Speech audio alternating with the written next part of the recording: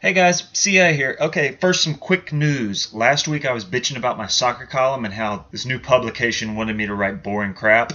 Well, since then I made a decision. I decided to leave that publication before I even got there. I decided to stick to my creative guns. I'm not going to go to the new place and write bland, generic, forgettable stuff. I'm going to try and get on with my old website. I have a feeling they'll take me back. And I'll let you know when the season starts up and I start producing new stuff. I'm looking forward to it. It was a good decision. It's more important to me that I be creative than writing for somebody prestigious where I'll get a lot of viewers. Okay, new topic. This book right here. I got this book when I was 20 years old. It was just a blank notebook, lined pages inside. And that might seem like a strange gift when you're 20 years old, but as soon as I got it, I was pleased. I immediately started putting things in it. One thing I use it for is quotes. As you can see here, there's a bunch of them. I'll hear something cool, I'll write it down. I'll read something in a book, I'll write it down. Anything at all. It could be a funny line, it could be a touching line, it could be whatever. I'll put it in here, and I've been doing it for years and years now, so I got quite a collection. Here are a few examples. I'm just going to open the book, grab one at random, see what I think. Here's one. The first step to knowledge is to know that we are ignorant.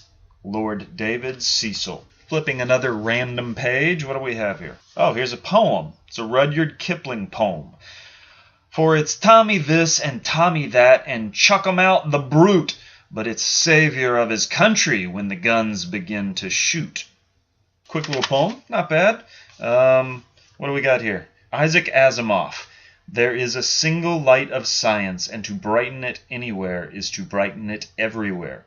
I wrote that down in 2003. Here's one from 2009.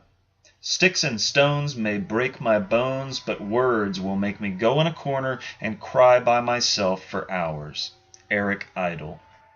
So those are the kind of things I have in this book. Bunch of quotes. However, that is not the majority of what is in this book. The majority of this book is a list of all the books I have ever read. Swear to God, it's just a list of books when I read them. First thing I did when I got the book was I started thinking to myself, okay, what books had I read up till now? I was 20 years old, so I had to think back. What books can I remember from elementary school? How about middle school? High school? I tried to remember by year. What did my English teacher my sophomore year make us read? Okay, and I wrote those down. So I had a list. It's probably not complete. I probably forgot some stuff, but that got me started. So after I got that foundation, I just kept up the list. Every time I would finish a book, I would write it down. The great thing about this is it lets you go back and see what you read. Now, this might sound weird, but I love it. I love going back and seeing what I read. I remind myself of who I was back then. I remind myself of the books I've read and forgotten about, what years I read a whole bunch, what years I read less. I try and guess, why did I read so much in that year? I can see if I went through phases. Oh, this year I read a whole lot of science fiction. This year I read a whole lot of kids' books. Writing these books down as I complete them is an easy thing to do, and it has brought me so much more pleasure than you would expect. I really like having this.